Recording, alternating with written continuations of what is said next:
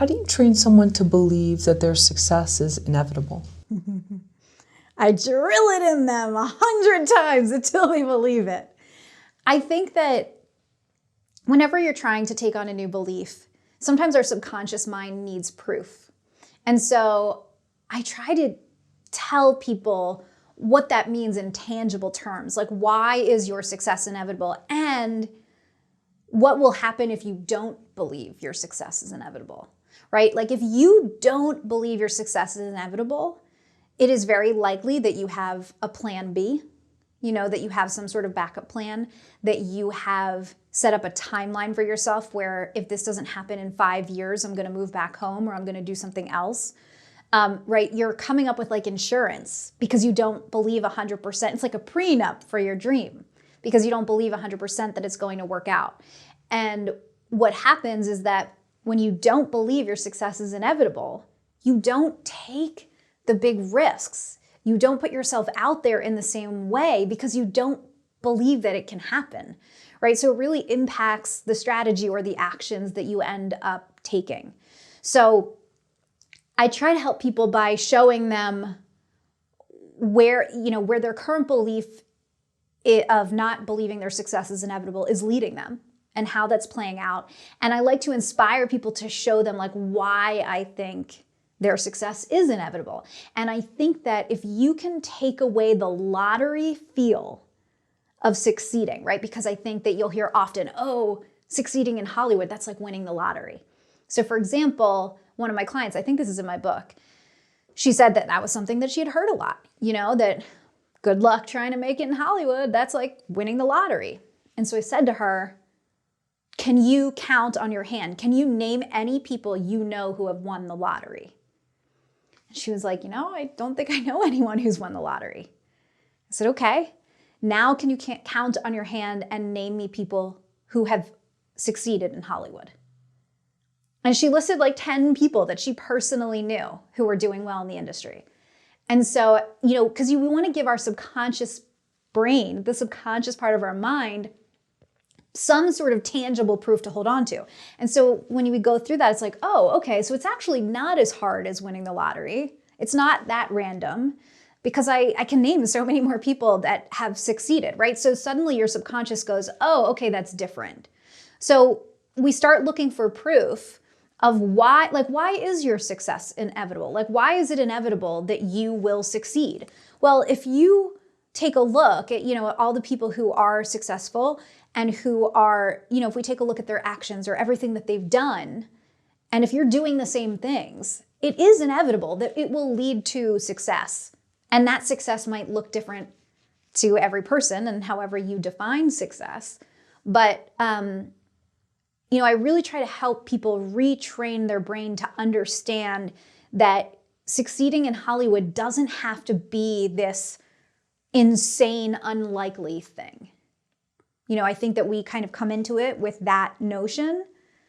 And so we want to train our brain to understand that that's not actually true. Do you think some people might want to fail because it brings more sympathy, more people like you? If you're too successful, people won't like you. That's an interesting question. I've never thought of it that way. I think a lot of people want to fail because if their subconscious mind does not believe that they can succeed, if they fail, they're proving it right. And people like to be right. So they like to say, see, told you I couldn't succeed, right? And so, like, I always used to give this example. Sorry, I'm giving so many actor examples. I work with a lot of actors, but, if you don't believe that you 100% are going to succeed as an actor, you might take a day job that is a 9-to-5. And if you have a 9-to-5 day job, you can't really audition. I guess now it's a little different during the pandemic with self-tapes. Everything's self-tapes right now. But, pre-pandemic and hopefully post-pandemic, auditions will be in person again, and they're going to be during the day, during the week, right? And so if you have a 9-to-5 job, you're taking this on because you think you're doing the responsible thing. And we could talk about day jobs as like a whole nother conversation where a lot of people have an idea in their mind that the only way to financially support themselves is through 9-to-5 work. But that's like a self-sabotaging move, right? And so then you're not getting auditions because you can't go on them unless you're calling out for a doctor's appointment every day. And then you end up, a couple of years in and you're not succeeding in Hollywood. And then you can go, see, I was right. I'm not succeeding in this town, in this industry. So I think that people self-sabotage just to like prove their subconscious mind right. But there's so many reasons why people want to fail. Some people are afraid of success. They're afraid, kind of what you're talking about. Are they afraid of like not being liked? But also, what does that mean in the dynamics of your family? What will your family think if you succeed? What does that look like? How will you feel if you're quote unquote more successful than your parents or, someone that raised you or something? People struggle with so many nuanced things about failing and succeeding. So I think there are many reasons, but those are a few. Right. Or maybe if the brother or the sister was always the golden child and then the black sheep actually surpasses Yes. them, that's a taboo. It's not okay. So yeah, that's interesting. That people would be afraid of success like that because we would think, oh no, that wouldn't happen to me. No, I just. Yeah. And some people think that if I do succeed, there are other things in life I won't be able to have. Like if I'm successful in Hollywood, I won't be able to have a happy marriage and raise kids. People have that fear sometimes of like, the scheduling with Hollywood that I won't be able to have a family, things like that. So sometimes people self-sabotage because they're afraid that even if they do succeed, there are other things that they won't be able to have. Or that it'll, negatively impact relationships. That's true. Or the nanny will know my kids better than right. me. Yeah, right. What are some examples of star qualities? Star qualities? I think one of the things that I outline, I have a whole chapter called Star Power, chapter 2. One of the examples that I give in the book is when you think about someone who is a star, like Taylor Swift, or Steven Spielberg, right? So it's not even necessarily a star as in they're a performer and they're in front of the camera. Someone that's a star in their industry. Who were they before they had any credits? Who was Taylor Swift before anybody knew her name? She was Taylor Swift, right? And so I think it's about how you show up in the beginning. And I talk about, like we all have this greatness within us and you don't need a resume or an IMDb credit or any other kind of validation to prove that you can be a star, that you have greatness. I think that we all have greatness already within us. And so, star power is about embracing that, connecting to your own star power that you have before a single person knows your name or before you have anything on your resume. You can still have that star power, but it's about showing up as the star now before waiting for somebody else to validate you and to say that you are a star or to say that you are great. It's about believing that in yourself now before you do anything. Can you give me an example of a star quality that's kind of unknown, that would be unlikely, that you would never think that, we think of someone with just amazing confidence, owns a room, head turner in so many ways, charming?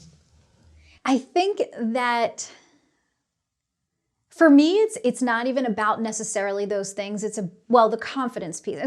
It's about owning your dream, owning what you want, and deciding you are worthy of it. Because that will translate to risks that you take and actions you take. The example I give in my book is about Steven Spielberg and about his story, about how he, basically broke in. He was able to get a meeting on the Universal Studios lot with Chuck Silvers, who I think was working in post, and he got to connect with him for 3 days. And he was so excited, he got to be on the lot, and I think he got to show him like a short film he had made or something like that. And Chuck said, okay, well, the 3 days are up. I can't get a pass for you to come back onto the lot. If you want to come back, you'll have to kind of find your own way. I can't get you like a permanent pass. So Steven Spielberg was like, all right, I need to get back on this lot. I need to connect with these people. I need to show them my work. I need to get in front of them. So the next day, he shows up in a suit, holding a briefcase, goes up to the gate and just waves to the guy at the gate. And it looks like, his appearance of working there. And they just let him in. He didn't have to show a badge. That would probably not happen today because you really do need to have a drive on today. But what I love so much about that story is that he was taking a risk and being incredibly bold to try to create opportunity for himself. And he didn't wait until he had Jaws on his resume to feel confident enough to do that. He didn't wait until he was the Steven Spielberg that we know, because I think it's easy for people to go, oh, well, he's Steven Spielberg, he can do that. But he wasn't that Steven Spielberg that we know when he did that. So for me, it's examples like that. It's like, how do you show up in the beginning? Do you show up and take bold risks? Showing up like you are the star now. You don't have to wait until someone else deems you a star to take those kinds of risks and take those actions. I like that. So, sorry, again, it's knowing that, sort of like owning your dream and saying that I am worthy of it. Yes, and when you feel that way, what risks do you end up taking? Like, you know what I mean? Because I think that a lot of people in Steven Spielberg's position would never do something like that until they are at his now known level of success, right? Somebody wouldn't feel comfortable taking that big of a risk unless they already felt validated by Hollywood. Like one time, nothing ever really came of it, but there was some TV show filming on location near where I lived. And I saw the prop truck and it was open. And so I brought my business cards to the prop truck and there was no one there. And I just left my business cards on the floor of the prop truck. So it's like things like that. It's like, how do you show up? Like, can you be bold and show up in a way that most people would never do unless they already felt validated by the industry? That's a great story. Yeah, I heard about someone else who had a business card and they were mad and they were in real estate and they're just like, forget this. And they threw them all in a parking lot and someone found one and said, I have a house to list. Amazing, so, right? Yeah, look, I mean, like not every bold risk is going to be received with open arms, but if you're not taking those risks, you're never going to get the potential opportunities that could come from them. Right. Because, this is a town where, there's all these pretty people and their accolades and people are bragging and they don't want to stay small. They want to just kind of like peacock feathers. And I think it's easy to be in a room, whatever your thing is, and hear that from the side, and you're like, what am I doing here? And then, but I like what you're saying, that if you just, all you have to do is just say, I'm owning, this is what I want to do, and I'm worthy of it. Mm-hmm. And it doesn't matter if this person, has this beautiful plumage that they're kind of showing the world. My thing is also going to matter. You have the plumage too. It's just not visible yet. Like I really believe that we all have that greatness inside of us. I think it's internal. I think, the plumage that you're talking about comes from like external, IMDb credits or, prestige or celebrity or whatever. But to me, it's 100% an internal thing. It has nothing to do with the external. And you can have all those external things and still show up and feel imposter syndrome. And not feel worthy of being in the room that you're in.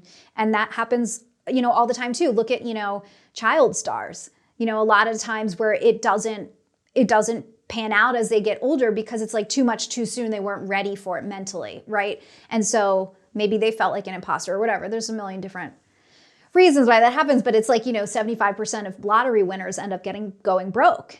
And again, it's like this whole idea of like they weren't internally ready for the thing. So to me, that plumage that you speak of is really truly internal and not external.